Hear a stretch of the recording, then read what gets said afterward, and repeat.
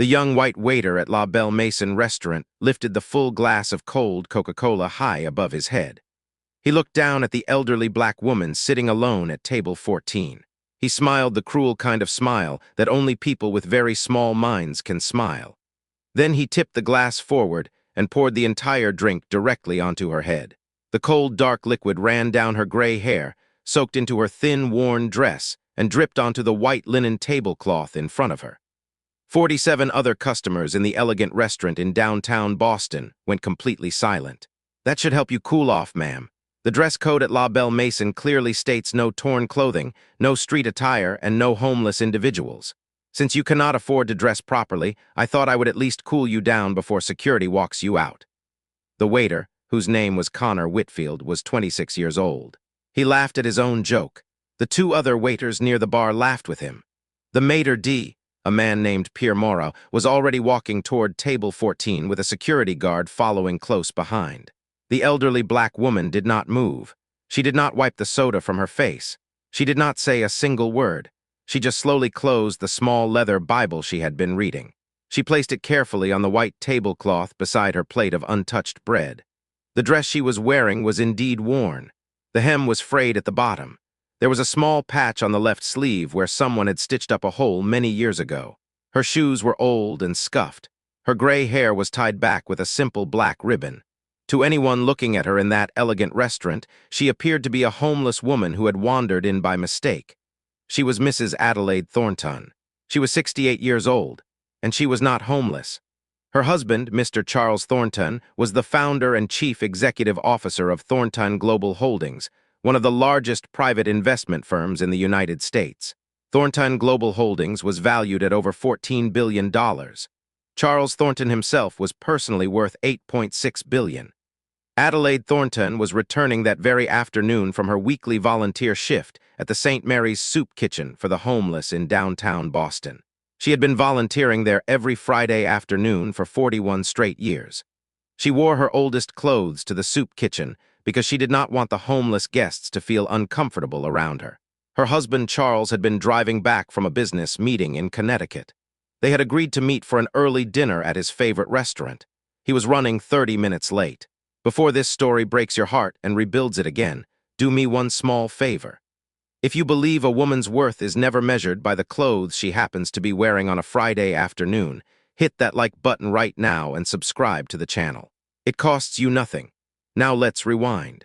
Because to understand what was about to happen at La Belle Maison restaurant in downtown Boston that afternoon, you have to know who Adelaide Thornton really was. Adelaide had been born in 1957 in a small wooden house in rural Mississippi. Her parents were sharecroppers. They had picked cotton on land that did not belong to them. Adelaide had walked 4 miles each way to a small one-room schoolhouse for black children during segregation. She had been the first person in her entire family to learn to read. She had earned a scholarship to Tougaloo College in 1975 on pure academic merit. She had then earned a master's degree in social work from Boston University. She had worked for 15 years as a social worker in some of the poorest neighborhoods in Boston before she met Charles Thornton at a charity gala in 1992. Charles Thornton had been raised in old money. He had attended Harvard. He had inherited his father's investment firm at the age of 28. But Charles had been quietly searching his whole life for someone like Adelaide, a woman who saw the world the way she saw it. A woman who understood that money was only valuable if you knew exactly what to do with it. They had been married for 31 years. Together, they had built one of the most respected private charitable foundations in the northeastern United States. The Thornton Foundation had quietly donated over $2 billion to homeless shelters, food banks, and educational scholarships for low-income students over the last 30 years. Most of those donations had been made anonymously. Adelaide had insisted on it. She had told her husband once, "Charles, the good Lord did not bless us with this money so that we could put our names on buildings. He blessed us so that we could give it back the way nobody noticed it leaving in the first place." That afternoon at the soup kitchen, Adelaide had served 73 meals. She had hugged a homeless veteran named Ronald who had reminded her of her late father. She had read a small bedtime story to a 4-year-old girl named Jasmine, whose mother had brought her to the soup kitchen because they had nowhere else to eat that day. Adelaide had cried quietly in her car after her shift was over. She had cried because 41 years of weekly volunteer work had still not been enough to stop the line of hungry families from getting longer every single year. Then she had driven across town to meet her husband for dinner. She had sat down at table 14 at La Belle Maison. She had opened her small leather Bible to Matthew chapter 25. She had been quietly reading the verse about feeding the hungry when the young white waiter Connor Whitfield had lifted his glass of Coca-Cola. Now, on this afternoon, with cold soda dripping from her gray hair, Adelaide Thornton looked up at the maitre d', Pierre Moreau, and the security guard. She spoke in a voice that was completely calm. The voice of a woman who had been raised by sharecroppers in segregated Mississippi. The voice of a woman who had earned every single thing she had ever owned. Sir, before you escort me out of this establishment, I would like to ask you one simple question. May I please have a few napkins? My husband will be arriving in approximately 23 minutes.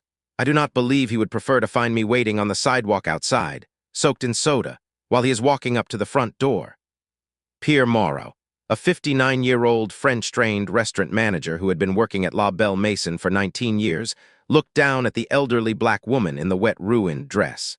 He laughed quietly.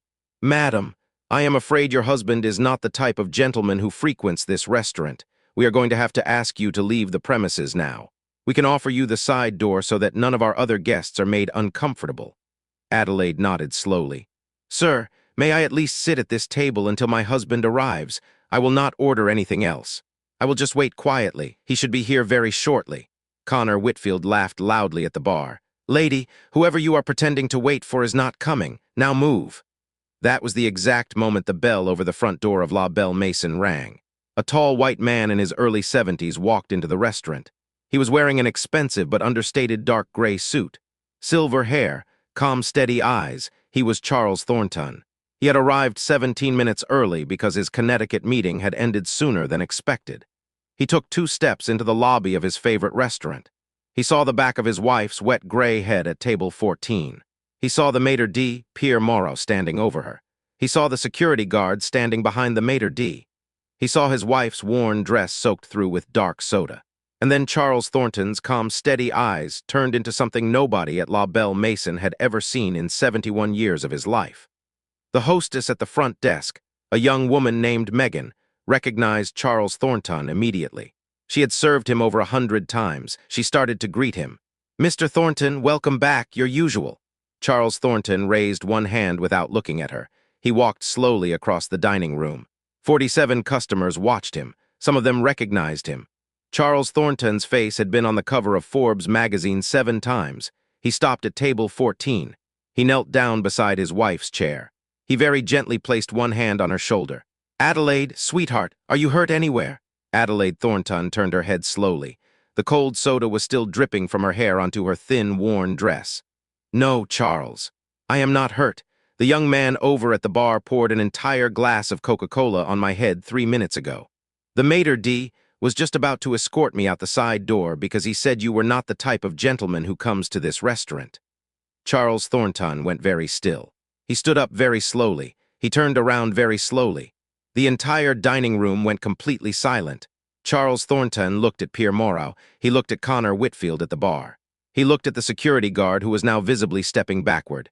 Then Charles Thornton spoke in a voice that was quiet and steady and absolutely terrifying. Pierre, Connor, both of you come over here right now. Stand exactly where I am pointing. Pierre Moreau felt his stomach drop. He had served Charles Thornton over 100 times in 19 years. He knew exactly who he was. He had simply not connected the elderly black woman in the worn dress with the wife of the wealthiest customer of the restaurant. Pierre Moreau and Connor Whitfield walked over slowly. Charles Thornton looked at both of them. He spoke loud enough for every single customer in the dining room to hear. Gentlemen, the woman sitting at this table is my wife. Her name is Mrs. Adelaide Thornton. She has just returned from her weekly volunteer shift at St. Mary's Soup Kitchen, where she has fed homeless families every single Friday afternoon for the last 41 years. She is wearing her old work clothes because she does not want the homeless guests at the soup kitchen to feel uncomfortable around her. My wife has personally helped fund this restaurant's expansion to its 2nd location 3 years ago through one of our investment partnerships. She has eaten at this restaurant over 40 times in the last 5 years, and one of you just poured a glass of soda on her head. Connor Whitfield's face was now completely white. Pierre Moreau was sweating through his black suit. Charles Thornton turned to the security guard. "Please escort Mr. Whitfield to the kitchen and instruct the manager that he is terminated effective immediately. He will not be returning to this restaurant for any reason." Then he turned to Pierre Moreau. "Pierre, you have been the maitre d' of La Belle Maison for 19 years. I have personally tipped you over $14,000 in that time. You will be packing your office and leaving this building tonight. I will be calling the owner of this restaurant within 1 hour to inform him that I will be withdrawing all 6 of my private investment positions from his expansion plans. That is approximately $23 million in direct investment, plus a Friday night standing reservation that I have held at this establishment for 19 years. Charles Thornton paused. He looked around the dining room. 47 customers were now sitting in completely silent shock. Several of them were filming the scene on their cell phones. Charles Thornton then turned back to his wife. He gently took her hand. "Adelaide, I am so sorry. Please come with me. We are going to leave this place. I promise you we will never come back." Adelaide Thornton stood up slowly. She picked up her small leather Bible from the table. She took her husband's arm. As they walked toward the front door together, the cold soda still dripping from her gray hair, an older white woman at table 7 slowly stood up from her own seat. She was eating dinner with her husband. She walked over to Adelaide Thornton with tears in her eyes. "Mrs. Thornton, I am so sorry. I should have stood up the moment that young man poured that drink on you. I am ashamed of my whole table for not saying a single word. May I please apologize to you on behalf of every customer in this dining room who watched what just happened and did nothing." Adelaide Thornton looked at the older woman. She smiled gently. "Ma'am, the Lord puts moments like this one in front of all of us so that we know how we will react the next time. Tonight you found out. Now you know. That is enough." Within 48 hours, the cell phone footage from the dining room had been picked up by every major news network in America.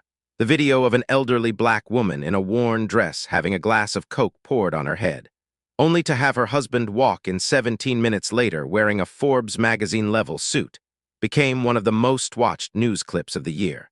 Within 72 hours, La Belle Maison had been served with 3 separate lawsuits. One from a black customer who said she had also been mistreated at the restaurant 6 months earlier. One from a former black employee who had been quietly fired the previous year for not fitting the restaurant's image. And one from the National Civil Rights Foundation on behalf of all current and future black patrons of fine dining establishments in the New England region. The owner of La Belle Maison, a man named Henry Belmont, lost over $31 million in investment partnerships within 10 days of the incident. The restaurant closed permanently within 4 months. But the most beautiful part of this story did not make the national news. 3 weeks after the incident, Charles and Adelaide Thornton quietly purchased the building that had once housed La Belle Maison. They donated the entire property to St. Mary's Soup Kitchen. The new building reopened 9 months later as the Adelaide Thornton Community Dining Hall. The dining hall serves 3 free hot meals every single day to homeless families in downtown Boston. The chairs are not folding chairs. The tablecloths are real white linen. The flowers on the tables are fresh every single morning. The waiters wear black ties. Every single homeless guest who walks into the Adelaide Thornton Community Dining Hall is treated like they are the most important customer the building has ever had. Adelaide Thornton herself works there every single Friday afternoon. She still wears her oldest dress. So here is what I want to leave you with tonight. Connor Whitfield poured a glass of Coca-Cola on a 68-year-old black woman because he thought she was nobody. Pierre Moreau decided to escort her out the side door because he thought her husband was not coming. They both spent their entire careers learning how to read expensive watches, expensive shoes, and expensive suits. But they had never learned how to read the one thing that actually matters, which is the human being sitting in front of them. Adelaide Thornton spent 41 years quietly serving homeless families on Friday afternoons. She did not put her name on the soup kitchen's wall. She just showed up every week and fed people. And on the day a young waiter decided to pour a glass of soda on her head, she did not need to defend herself with anger or money. Her husband walked in 17 minutes later and did it all for her. Think about the Adelaide Thorntons in your community right now. The quiet, older black women in worn dresses who volunteer at soup kitchens nobody knows about. The grandmothers serving meals to strangers on Friday afternoons. The wives of powerful men who choose to remain invisible because the work matters more than the recognition. The world has been deciding their worth based on the clothes they wear for generations. The world has been wrong every single time. If this story moved you tonight, do me one final favor. Smash that like button. Subscribe to the channel so you never miss the next story. And drop a comment below telling me about an Adelaide in your own life. The quiet older woman whose worn dress is hiding more wealth, more dignity, and more grace than the entire dining room around her could ever measure. Because the world is full of women who have been pouring out their lives for 41 years on Friday afternoons. And the only question that matters tonight is whether we are humble enough to recognize them when they finally sit down at the table next to ours. See you in the next story.